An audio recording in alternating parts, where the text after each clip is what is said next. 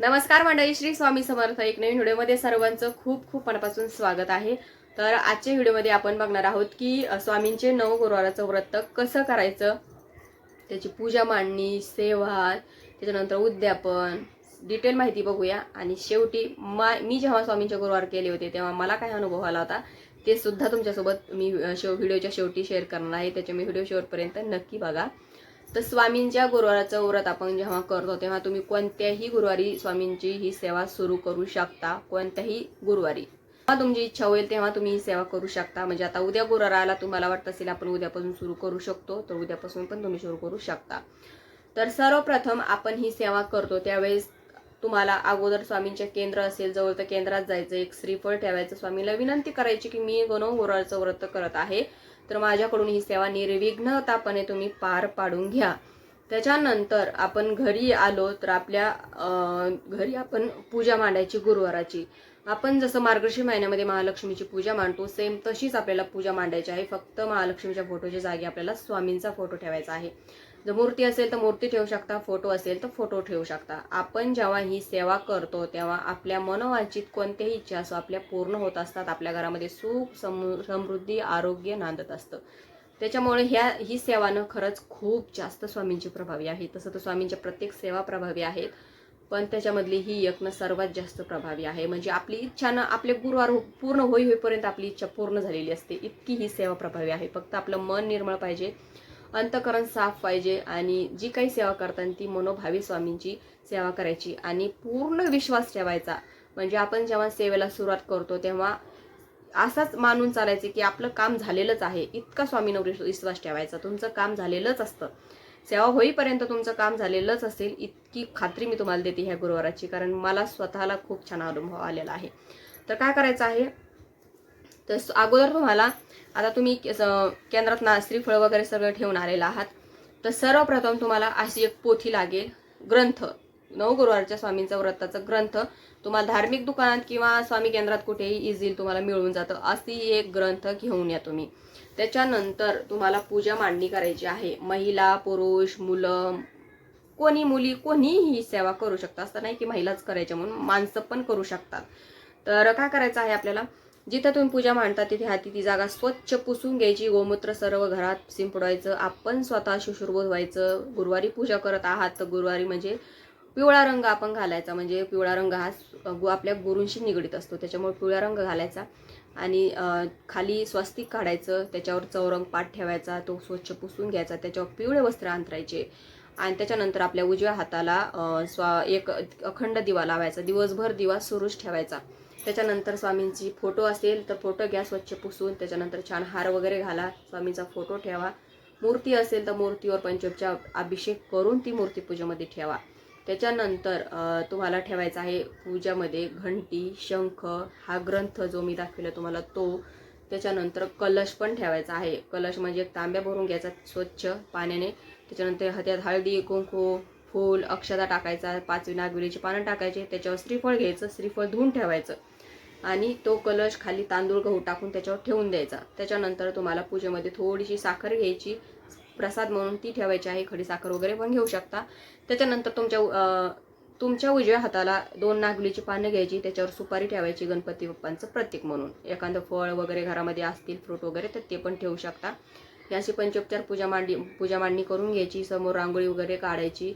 छान धूप दीपांचा वास आपल्या घरामध्ये दरवळला पाहिजे. म्हणजे याने कसं होतं की नकारात्मकता पूर्ण निघून जाते, एक सकारात्मक ऊर्जा आपल्या घरामध्ये निर्माण होत असते.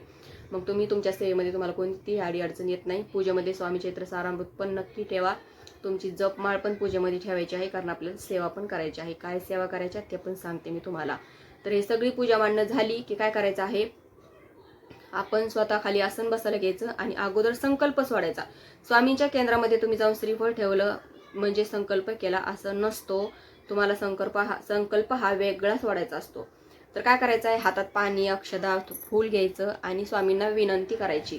म्हणजे बघा आता तुम्ही कशासाठी ही पूजा करत आहात. तुमच्या मुलाबाळांचे लग्न होत नाही किंवा तुमच्या घराचं तुमचं स्वतःचं घर तुम्हाला हवं आहे किंवा तुमच्या घरामध्ये अनेक अडीअडचणी सुरू आहेत किंवा तुम्हाला नोकरी चांगली पाहिजे किंवा तुम्हाला मुलबाळ होत नाहीये, म्हणजे किंवा तुम्ही काहीतरी म्हणजे आपण म्हणतो ना सांसारिक जीवनात काय अडचण आहे तुमच्या आणि तुम्ही त्यानं खूप जास्त ग्रस्त झालेले आहात, तुमच्या खूप जास्त तुम्ही त्यानं परेशान आहात, तर त्यासाठी तुम्ही ही सेवा करू शकता.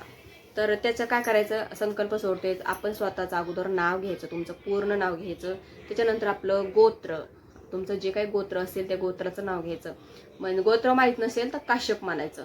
त्याच्यानंतर तुमच्या मनातली इच्छा स्वामींना सांगायची की मी ही ह्या सेवे माझ्या कामासाठी मी ही तुमचे व्रत करत आहे किंवा ही सेवा करत आहे असं म्हणून संकल्प सोडून द्यायचा. झाला पहिल्या दिवशी संकल्प सोडायचा, असं नंतर काहीच करायचं नसतं. संकल्प सोडला त्याच्यानंतर जी काही पूजा मांडलेली आहे संपूर्ण पूजेची पंचोपचार पूजा करून घ्यायची. गणपती बाप्पांची पण सुपारीची पूजा करून घ्यायची, म्हणजे अभिषेक वगैरे करून घ्यायचा. त्याच्यानंतर आपण जी काही ही पोथी तुम्हाला मी सांगितलेली आहे त्याच्यातले 3 अध्याय ते वाचायचे आहे तुम्हाला अगोदर. हे 3 अध्याय वाचायचे.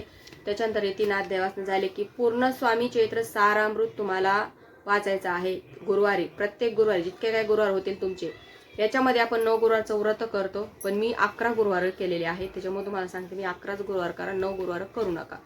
11 गुरुवार करायचे. 11 गुरुवार कशासाठी तर आपल्या बघा 11 गुरुवार होतात, त्याच्यानंतर 11 स्वामी चैत्र सारामचे पारायण होतात. 11 आपण प्रत्येक गुरुवारी 11 माळी जप करणार आहोत. तर बघा त्या पण तो पण किती जप होतो तुमचा. त्याच्यानंतर 11 वेळेस तारक मंत्र पण म्हणणार आहोत, तर तो सुद्धा तुमचा किती होतो, म्हणजे 11 गुरुवार होईपर्यंत. त्याच्यामुळे आपल्या सेवा भरपूर अशा होतात 11 गुरुवार होईपर्यंत. त्याच्यामुळे स्वामींचे 9 गुरुवारचं व्रत आहे, पण तुम्ही 11 गुरुवार करा. 11 गुरुवार तुम्ही उद्यापन करू शकता. त्याच्यानंतर हे पूर्ण सेवा करायच्या, म्हणजे तुम्हाला स्वामी चैत्र सारामृत पण पूर्ण वाचायचं. 11 वेळेस तारक मंत्राची सेवा घ्यायची. 11 माळी स्वामींचा जप करायचा. आसपास कुठे केंद्र असेल तर केंद्रात आरतीला त्रिकाला आरती होते, तर एखाद्री आरती तुम्ही अटेंड करायची. म्हणजे हे सर्व काही सेवा तुम्हाला प्रत्येक गुरुवारी करायच्या आहेत स्वामींच्या. आता बघा इतकी आपण सेवा करत आहोत, तर काऊन नाही स्वामी आपल्याला आपली इच्छा पूर्ण करणार. त्याच्यामुळं ह्या सेवा जर तुम्ही केल्या ना स्वामींचे गुरुवार करत करत, तर तुमच्या सर्व मनातली इच्छा जे काही असतील त्या लवकर पूर्ण होतात. म्हणजे आपले गुरुवार होईपर्यंत आपली इच्छा पूर्ण झालेली असते. इतकी ही प्रभावी सेवा आहे स्वामींची. त्याच्यामुळे सांगते 11च गुरुवार करा. मधात काही अडी अडचण आली समजा एखाद्या गुरुवारी, तर फक्त उपवास करायचा. महिलांचा काही पिरियड वगैरे आले, उपवास करायचा, पूजा मांडणी वगैरे काही करायचं नाही. आणि तो उपवास तुम्ही जरी केला गुरुवारी तरी ते काउंटमध्ये करायचा नाहीये. फक्त आपले सेवामध्ये काही खंड पडू नये म्हणून ते उपवास करायचा असतो. फक्त काउंट करायचा नाही 11 गुरुवारामध्ये. सुतूक वगैरे काही अडी अडचण आली तरीही काउंट करायचा नाहीये, फक्त उपवास धरायचा. जर तुम्हाला गुरुवारी काही उपवास आला, म्हणजे इतर दुसरा काही उपवास आला, बघा आता तुम्ही हे करतात, चतुर्थी असते, एखाद्या गुरुवारी चतुर्थी आली. आता चतुर्थी महिन्यातून एकदा असते, आपल्याला हमेशासाठी चतुर्थी असते, तर तुम्ही चतुर्थीच धरायची. म्हणजे तुम्हाला कोणता तरी एकच उपवास घडेल. तुम्ही गुरुवार केला तर गुरुवारच घडेल, आणि मग चतुर्थी केली तर चतुर्थीच घडेल. तर त्या दिवशी फक्त चतुर्थीच धरायची, गुरुवार काउंट करायचा नाही. फक्त गुरुवार धरायचा, पूजा वगैरे सर्व मांडायची, फक्त काउंटमध्ये करायचा नाहीये तो. जर तुमच्या एखाद्या गुरुवारी एकादश आली, आता एकादशीचा उपवास तुम्हाला नसतो आणि तुम्हाला गुरुवार आहे, म्हणजे तुम्हाला उपवास एकादशीचा तुम्ही धरतच नाहीये, तर तुम्हाला त्याचं काही टेन्शनच नाही. तुम्ही सरळ तुमची गुरुवारीची पूजा मांडायची, उपवास वगैरे धरून पूजा करायची, म्हणजे तो गुरुवार तुम्ही काउंटमध्ये करायचा. 2 उपवास जर आले तर गुरुवार काउंट करायचा नाही, फक्त तो दुसरा उपवास आहे तोच धरायचा असतो. असं तुम्हाला करायचं आहे. आणि गुरुवाराचा उपवास आपल्याला दिवसभर धरायचा आहे. फराळाचं करून तुम्ही धरू शकता. आता मी जेव्हा उपवास केले तेव्हा मी फक्त गोडच खाल्लं होतं, म्हणजे गोड फराळाचं फ्रूट वगैरे काही जे असेल गोड तिखट मिठाचं मी खाल्लं नव्हतं. जर तुम्हाला खायचं असेल तुम्ही तिखट मिठाचं खाऊन, म्हणजे फराळाचं खाऊन तुम्ही गुरुवार करायचे. आणि संध्याकाळी स्वामींची आरती आणि नैवेद्य स्वामींना दाखवायचा. त्याच्यानंतर मग आपण आपला उपवास सोडून घ्यायचा. आणि ह्या उपवासामध्ये स्वामींना कांदा लसूण सर्व जे काही तुम्ही खातात ते सर्व काही स्वामींना द्यायचं. सगळं चालतं स्वामींना, फक्त आपल्याला लक्षात. त्याच्यानंतर आपली ही सगळ्या सेवा झाल्या. आता तुमचे 11 गुरुवार होत आले, तर तुम्ही काय करायचं आहे, 11व्या गुरुवारी जर तुम्हाला होत असेल तर तुम्ही 9 मुलं जेव घाला. 9 मुलं जेव घालायचे, किंवा एखाद्या जोडप्याला जेव घालायचे, किंवा ब्राह्मण वगैरे जोडपं असेल त्यांना जेव घालू शकता. त्याच्यानंतर ते पण जर शक्य नसेल तर आसपास केंद्र असेल तर तिथे दानपेटीमध्ये यथाशक्ती तुम्हाला काही दान करता आलं तर दान करा. कारण आपण जी सेवा करत आहोत, दान धर्माला सुद्धा आपल्या भारतीय संस्कृतीमध्ये अनन्यसाधारण असं महत्त्व आहे. त्याच्यामुळे गरजू व्यक्तीला काही दान करता आलं तर दान करा. पिवळे वस्त्र, पिवळी मिठाई, जे काही त्याला काही, किंवा एक जेव वगैरे घालू शकता. जे काय करता येईल तुम्हाला यथाशक्ती तुम्ही करू शकता. तर असं तुम्हाला नवगुरुवाराचं म्हणजे उद्यापन पण करायचं आहे. तर आय होप तुम्हाला समजलं असेल. म्हणजे मला तर वाटतं मी सगळी डिटेल तुम्हाला माहिती सांगितलीच आहे. खूप सोपं व्रत आहे, काहीच अवघड नाही आहे. फक्त सुरुवात करा, बघा तुम्हाला किती छान त्याचा अनुभव येतो तो. तर मला काय अनुभव आला होता मी तुम्हाला सांगते. मी 2दा हे व्रत केलेलं आहे. कारण मला जेव्हा मी तुम्हाला पहिलं सांगितलं होतं की मला माझं स्वतःचं घर होण्यासाठी मी स्वामींच्या खूप मागे लागले होते, खूप जास्त. उठता बसता मी त्यांच्याकडे एकच होतं माझं की माझं घर होऊ द्या, माझं काही करू, म्हणजे पत्राचं शेड का होईना पण होऊ द्या, स्वतःचं हक्काचं घर. मी याच्या पण तयारीत होते, म्हणजे कसं का होईना पण माझं स्वतःचं होऊ द्या, अशी माझे त्यांच्याकडे मागणं होतं. तर मी जेव्हा हे गुरुवार केले, पहिल्या गुरुवारी केले, पहिल्या वेळेस जेव्हा गुरुवार केले तेव्हा पूजा वगैरे मी काहीच मांडली नव्हती. फक्त मी उपवास करून सेवा करायची, स्वामीचे चरित्र पूर्ण वाचायचे, आरतीला जायचे, जप वगैरे सर्व काही करायचे, फक्त पूजा मांडली नव्हती मी. तर ही माझी इच्छा पूर्ण झाली. म्हणजे पहिल्या गुरुवारी आम्ही पहिले गुरुवार सुरू केले तेव्हा आमचा प्लॉट झाला, म्हणजे प्लॉट घेतला. आणि दुसऱ्या वेळेस मग नंतर बांधकाम सुरू करायचं. तर अशाच काही ना काही अडीअडचणी, आपल्याला माहिती आहे की घर इतकं सोपं नसतं, काही ना काही अडीअडचणी येतच होत्या. मग परत माझी इच्छा झाली की आपण परत गुरुवार, म्हणजे पहिला अनुभव आलता की आपला प्लॉट झाला होता म्हणून. मग परत मग असंच काही अडीअडचणी येत होत्या. मग म्हटलं चला आपण गुरुवार सुरू करूया. कारण अडीअडचणी काय परत येतात, सगळं व्यवस्थित होतं तरी पण अडीअडचणी येत होत्या. म्हणून मग मी गुरुवार परत दुसऱ्यांदा परत सुरू केले. मग दुसऱ्या जेव्हा मी गुरुवार केले तेव्हा मी पूजा वगैरे मांडून मग परत म्हणजे पूजा तेव्हा मांडायची, मी पूजा मांडून मग सेवा करायची. तर नंतर मग मला वाटतं माझे 4-5 असे काहीतरी गुरुवार झाले की लगेच मग आम्ही बांधकाम सुरू झालं आमचं घराचं. म्हणजे बघा स्वामींनी किती आपल्याला, म्हणजे आपले गुरुवार होईपर्यंत आपली इच्छा पण स्वामी पूर्ण करतात. म्हणजे तुमच्या स्वामी त्यांच्याकडे काहीच ठेवत नाही, आपल्याला लगेच सगळं देऊन टाकतात. कारण त्यांना कशाची गरज आहे, सगळं त्यांचंच आहे.